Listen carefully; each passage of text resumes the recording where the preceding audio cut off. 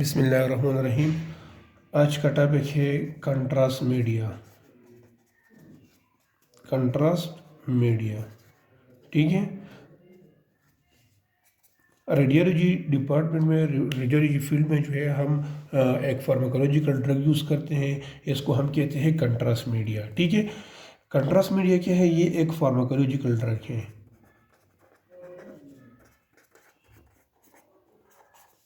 जितनी भी pharmacological drugs है जो हम यूज़ करते हैं क्लिनिकल साइड पे, ठीक है, पर व्हाट पर्पस? पेशेंट के लिए, ठीक है। पेशेंट के लिए हम पीटी मीन पेशेंट, ठीक है।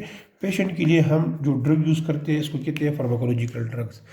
तो पेशेंट को जितनी भी ड्रग्स है दो पर्पस के लिए यूज़ होती है, ठीक है। या एक ड्रग पेशेंट के लिए थेरापेटिक पर्पस के लिए यूज़ होगा, ट्रीटमेंट के लिए, या एक ड्रग जो है पेशेंट के लिए डायग्नोसिस पर्पस के लिए यूज़ होगा। इसका मतलब ये हुआ कि कंट्रास्ट मीडिया जो फार्माकोलॉजिकल ड्रग है, या हम पेशेंट इसी ड्रग से हम पेशेंट का ट्रीटमेंट करते हैं, ठीक है, या पेशेंट का हम इसका क्या करते हैं? ट्रीटमेंट करते हैं। और या सिंपल डायग्नोसिस करते हैं, ट्रीटमेंट नहीं करते, डायग्नोसिस करते हैं, ठीक है। ट्रीटमेंट का मतलब क्या है? जितनी भी आप लोगों को मतलब एंटीवायरल है, एंटीबायोटिक है, एंटीफंगस है, इंसेक्ट्स है, जितनी भी स्टेरॉइड्स है, ये सारे ड्रग्स किस में आते हैं? थेरापेटिक ड्रग्स में, ठीक है। और जो कंट्रास्ट मीडिया है इसको हम कहते हैं डायग्नोसिस ड्रग्स, ठीक है। Contrast CM mean contrast media. Contrast media जितनी भी है इसको हम डायग्नोसिस पर्पस के लिए यूज़ करते हैं। किसके लिए? पेशेंट के लिए, ठीक है। इसी ड्रग्स की थ्रू जो है हम पेशेंट का डायग्नोस करते हैं, पैथोलॉजी को हम मालूम करते हैं, ठीक है। अच्छा, तो ये हो गया कंट्रास्ट मीडिया। अगर मैं सिंपल कंट्रास्ट की बात करूं तो कंट्रास्ट का मतलब क्या है देख लें। लेट सपोज मैं आप लोगों को एक बॉडी पार्ट ड्रा कर रहा हूँ, लेवर, ठीक है। लेट सपोज ये लेवर है, ठीक है। लेवर का ये पेरेन्काइमा है, लेवर पेरेन्काइमा, ठीक है।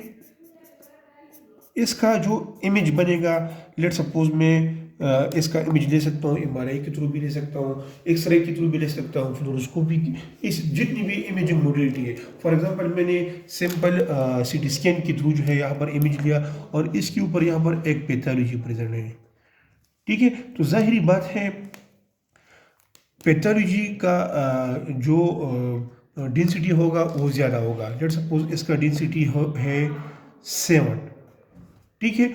और जो पेरेन्काइमा का डेंसिटी है वो है 4.5। देख ली तो इसके दरमियान डिफरेंस आती है 2.5। लेट सपोज ये डिफरेंस आ रही है, इसका डेंसिटी ट्यूमर का ज़्यादा है, पेरेन्काइमा का कम है, ठीक है। पेरेन्काइमा और जो ट्यूमर का डेंसिटी है इसमें ये डिफरेंस आ रही है।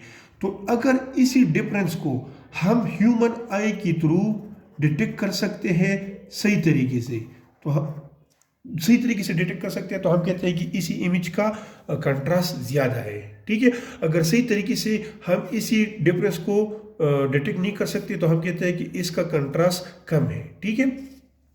अच्छा, देख लिया यहाँ पर कंट्रास्ट मीडिया, ठीक है। इसको हम क्यों यूज़ करते हैं कि हाई डेंसिटी और लो डेंसिटी के दरमियान जो डिफरेंस आ रही है, इसी डिफरेंस को हम डिटेक्ट कर ले, क्या कर ली? डिटेक्शन इसका कर ली with the help of human eye, ठीक है। अब ये डिफरेंस जो है, ये डिफरेंस लो और हाई डेंसिटी के दरमियान, ये डिफरेंस कम भी हो सकती है और ज़्यादा भी हो सकती है। इंक्रीज और डिक्रीज का ये निशान है, ठीक है। जब ये डिफरेंस, इसमें दो जो है दो रीज़न आ सकते हैं।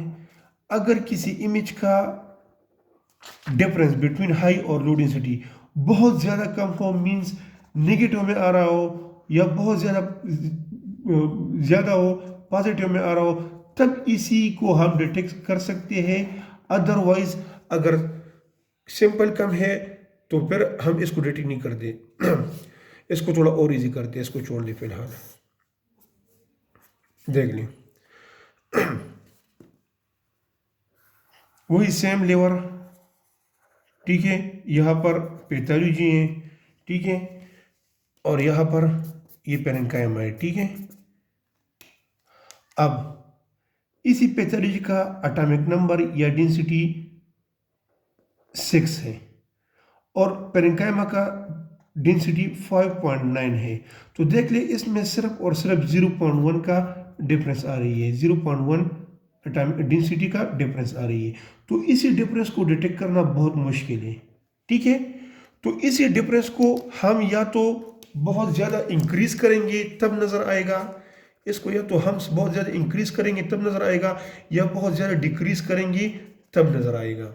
निगेटिव में ले आएंगे या इसको बहुत ज़्यादा पॉजिटिव पर ले जाएंगे तब ये नज़र ह्यूमन आई जो है डिटेक्ट कर सकेगा, ठीक है। इतना कम जो डिफरेंस है ये नज़र नहीं आ रहा, ठीक है। या तो इसको बिल्कुल हम कम करते हैं, निगेटिव में ले आते हैं, या इसको हम बहुत पॉजिटिव लेवल पर ले जाते हैं, तब ये डिफरेंस जो है ह्यूमन आई डिटेक्ट कर सकते हैं। अदरवाइज इतना कम डिफरेंस जो है वो डिटेक्ट नहीं कर सकेगा। अब देख ले ये इंक्रीजिंग और डिक्रीजिंग जो है ये हम कंट्रास्ट मीडिया के थ्रू करते हैं। कंट्रास्ट मीडिया जो फार्माकोलॉजिकल ड्रग है, इसके थ्रू हम इसी डिफरेंस को या तो बहुत डिक्रीज करेंगे और या इंक्रीज करेंगे। कंट्रास्ट मीडिया देख लें, कंट्रास्ट जो है एक पिक्चर का इनहेरेंटली होता है और आर्टिफिशियल भी हो सकता है। आर्टिफिशियल मीन्स कि हम कंट्रास्ट मीडिया दे दें पेशेंट को और इसी डिफरेंस को जो है या बिल्कुल इंक्रीज कर ले या बिल्कुल डिक्रीज कर ले, तो इसको कहते हैं आर्टिफिशियल मेथड, कि हम आर्टिफिशियली एक ड्रग जो है सिरिंज में भरते हैं और पेशेंट को इंट्रोड्यूस करते हैं, या ओरली देते हैं या रेक्टली, किसी भी तरीके से जो है अगर हम कंट्रास्ट मीडिया पेशेंट को इंट्रोड्यूस कर ले तो इसको कहते हैं आर्टिफिशियल मेथड्स की वजह से हमने क्या किया, इसी डिफरेंस को हमने या तो बहुत इंक्रीज किया या बहुत डिक्रीज किया। आप लोगों की समझ में ये पॉइंट नज़र क्लियर नहीं होगा, लेकिन ये अभी क्लियर हो जाएगा, ठीक है। इनहेरिटेंस का मतलब क्या है कि एक इमेज ले ली और इसमें जो डिफरेंस है वो हमें ऑटोमेटिकली शो हो जाए, इसको कहते हैं इनहेरेंट। मीन्स कि अगर हम एक्सपोजर फैक्टर को ऑप्टिमम रखें, exposure factor mean KVP and MAS, अगर हैंड के लिए हाई केवीपी लो एमएएस चाहिए तो हम हाई केवीपी और लो एमएएस रखिए तो इनहेरेंट ये डिफरेंस सही आएगा, ठीक है। अगर केपी का रिक्वायरमेंट कम है हमने ज़्यादा रखा, एमएस का रिक्वायरमेंट ज़्यादा है हमने कम रखा, तो फिर इनहेरिटेंट कंट्रास्ट जो है ये लॉस हो जाएगा, तो फिर यहाँ पर हम डिफरेंस नहीं कर सकेंगे, ठीक है। और आर्टिफिशियल जो है ये हम करते हैं कंट्रास्ट मीडिया के थ्रू। देख लें कंट्रास्ट मीडिया जो है इसके थ्रू हम आर्टिफिशियली क्या करते हैं, टू डिफरेंट डेंसिटी के दरमियान डिफरेंस को इंक्रीज करते हैं या डिक्रीज करते हैं। ये आप लोग माइंड में रख ली, ठीक है। आर्टिफिशियल कंट्रास्ट मीडिया के थ्रू या हम डिफरेंस को इंक्रीज करते हैं या डिक्रीज करते हैं। हमारा मकसद क्या होगा कि ह्यूमन आई जो है वो स्मॉल पैथोलॉजी को भी डिटेक्ट कर सके, इसका यही मतलब होगा।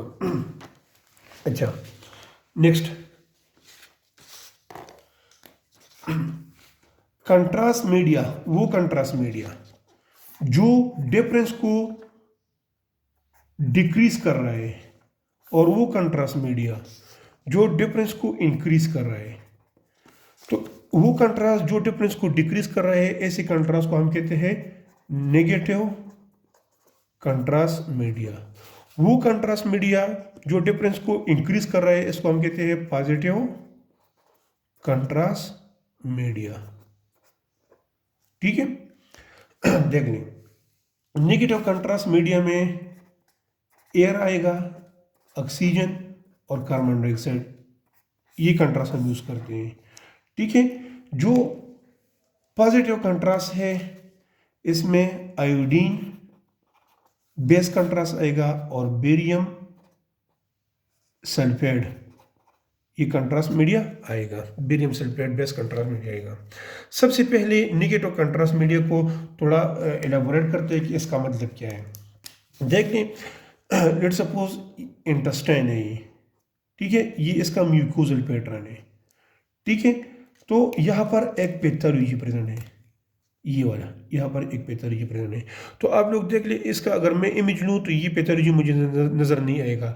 इसका दो रीज़न है। एक रीज़न तो ये है कि ये पैथोलॉजी हिडन है with in the mucosal pattern, और सेकंड रीज़न ये है कि पैथोलॉजी का डेंसिटी और म्यूकोजल पैटर्न का डेंसिटी तकरीबन क्या है, सेम है। अगर डिफरेंट भी है तो वो हम डिटेक्ट नहीं कर सकते इसी पैटर्न की वजह से। तो हम क्या करेंगे, इसी एयर या ऑक्सीजन या कार्बन डाइऑक्साइड को इसी इंटेस्टाइन के अंदर मतलब इंट्रोड्यूस करेंगे, और इससे ये इंटेस्टाइन का पैटर्न इसी तरह आ जाएगा। इसी तरह ये म्यूकोजल पैटर्न या तो ख़त्म हो जाएगा या बिल्कुल कम हो जाएगा। यहाँ पर ये वाला पैथोलॉजी है। अब इसके बाद जो मैं इमेज लूँगा तब भी ये पैथोलॉजी में डिटेक्ट नहीं कर सकूँगा। क्यों? क्योंकि म्यूकोजल पैटर्न और इसका जो पैथोलॉजी का जो डेंसिटी है वो तकरीबन सेम है तकरीबन, तो मैं इसको डिटेक्ट नहीं कर सकूँगा, ठीक है। तो फिर मैं क्या करूँगा, पॉजिटिव कंट्रास्ट को इसके बाद इंट्रोड्यूस करूँगा। निगेटिव कंट्रास्ट के बाद मैं क्या करूँगा, पॉजिटिव कंट्रास्ट को इंट्रोड्यूस करूँगा। तो पॉजिटिव कंट्रास्ट से क्या हो जाएगा, पॉजिटिव कंट्रास्ट की वजह से ये म्यूकोजल पैटर्न का डेंसिटी वही सेम रह जाएगा, ठीक है। और ये जो पैथोलॉजी है इसका डेंसिटी इंक्रीज हो जाएगा, ठीक है। फॉर एग्जांपल इसका 7 है, ठीक है, पैथोलॉजी का भी 7 था, और पॉजिटिव कंट्रास्ट की वजह से 7 और भी ऐड हो गया। फॉर एग्जांपल तो 14 और 17 इसके दरमियान अब डिफरेंस बहुत ज़्यादा आ रही है, ठीक है। तो वो प्रोसीजर जिसमें हम at a time negative contrast को भी यूज़ करते हैं और साथ में पॉजिटिव कंट्रास्ट को भी यूज़ करते हैं, तो नेगेटिव प्लस पॉजिटिव कंट्रास्ट जब हम यूज़ करें किसी भी एग्जामिनेशन की वजह से में, तो इसको कहते हैं डबल कंट्रास्ट स्टडी। इसको क्या कहते हैं, डबल कंट्रास्ट स्टडी। अच्छा, नेगेटिव कंट्रास्ट मीडिया सिर्फ और सिर्फ हम जो है जीएटी के लिए यूज़ कर सकते हैं, गैस्ट्रो इंटेस्टाइनल ट्रैक्ट, ठीक है। और जो पॉजिटिव कंट्रास्ट मीडिया है इसको हम जीएटी के लिए भी यूज़ कर सकते हैं, आईवी इंट्रावीनसली भी यूज़ कर सकते हैं, आईए इंट्रा आर्टरियल भी यूज़ कर सकते हैं, ठीक है। निगेटिव हम और सिर्फ जो है ओरली जीएटी के लिए यूज़ करते हैं, ये पॉइंट बहुत ज़रूरी है, ठीक है। और जो पॉजिटिव कंट्रास्ट है वो जीएटी, आईवी, आईए ओरली हम यूज़ कर सकते हैं, ठीक है। अच्छा, इसके अलावा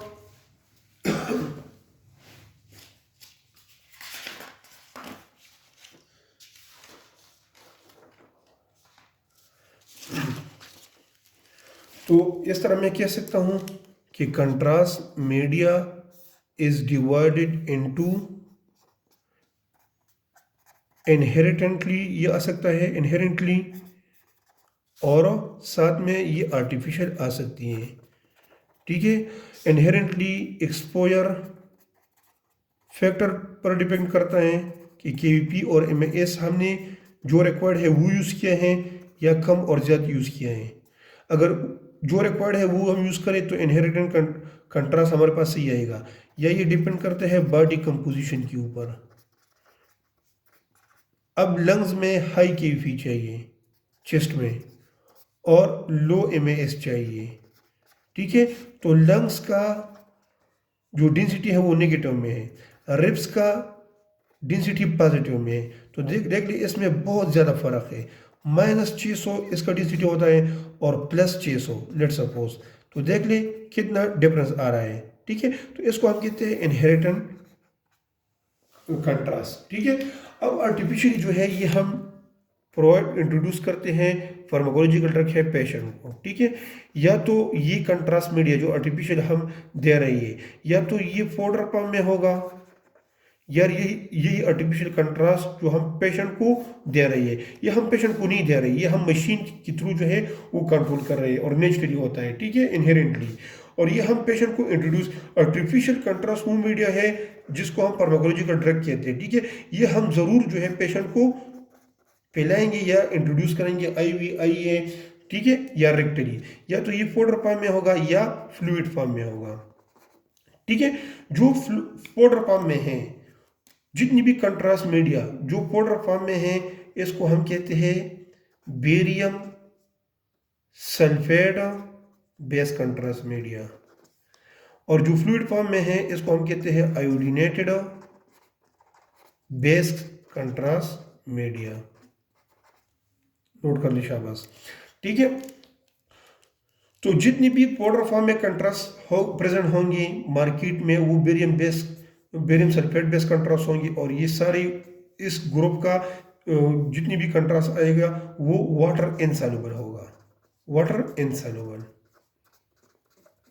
और जो फ्लूइड फॉर्म में है, इंजेक्टेड फॉर्म में है, आयोडीनेटेड बेस कंट्रास्ट वो होंगे सारे। नेचर इसका क्या होगा कि उसी कंट्रास्ट क्या मतलब केमिकल फार्मूला में आयोडीन ऐड होगा, ठीक है। तो ये सारे वाटर सॉल्युबल कंट्रास्ट हैं, वाटर सॉल्युबल कंट्रास्ट मीडिया।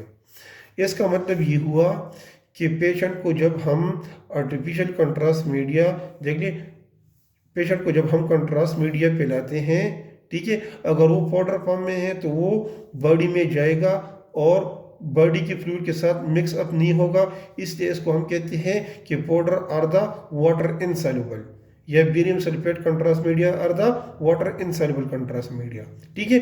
और वो कंट्रास्ट मीडिया जो हम पेशेंट को दे रही है इन अ फॉर्म ऑफ फ्लूइड, तो वो सारे contrast media iodinated base contrast media होंगे, मीन्स कि उसी फ्लूइड के अंदर आयोडीन प्रेजेंट होगा, और उसी वो कंट्रास्ट जो हम फ्लूइड फॉर्म में पेशेंट को दे रहे हैं वो सारे कंट्रास्ट मीडिया वाटर सॉल्युबल होंगे। इसका मतलब ये है कि फ्लूइड जो है इंजेक्शन फॉर्म में बॉडी की मतलब बॉडी में जाएगा और बॉडी के फ्लूइड के साथ ये मिक्स अप होगा, तो इसलिए इसको हम कहते हैं वाटर सॉल्युबल कंट्रास्ट मीडिया। तो हमने फ्लो चार्ट में एडिशन कर लिया, फ्लो चार्ट में, कि contrast media is initially classified into water soluble contrast media, या इसको कहते हैं आयोडीनेटेड कंट्रास्ट मीडिया, इस तरह हम लिख सकते हैं, ठीक है। And water insoluble contrast media, या इसको हम बेरियम सल्फेट बेस कंट्रास्ट कह सकते हैं, ठीक है। Water insoluble barium contrast media सिर्फ और सिर्फ जो है हम GIT के लिए यूज़ कर सकते हैं, ठीक है। और इसको हम GIT के लिए भी यूज़ कर सकते हैं, साथ में इंट्रावीनसली भी यूज़ कर सकते हैं, और इंट्रा आर्टीरियल भी यूज़ कर सकते हैं। अच्छा, तो इसकी फार्मूले में आयोडीन प्रेजेंट होगा और इसकी फार्मूले में बेरियम सल्फेट प्रेजेंट होगा, ठीक है। तो इसका यही मतलब है। अच्छा, ये वीडियो मैं पहले भी बना चुका था, लेकिन वो गलती से मुझसे डिलीट हो गया और मैंने दोबारा जो है बनाया, ठीक है। और इससे ऑनवर्ड जो वीडियो है वो नेक्स्ट में आप देखिए, इंशाल्लाह आप लोगों को समझ आ जाएगा। जिसको भी प्रॉब्लम हो तो आप लोग पूछ सकते हैं।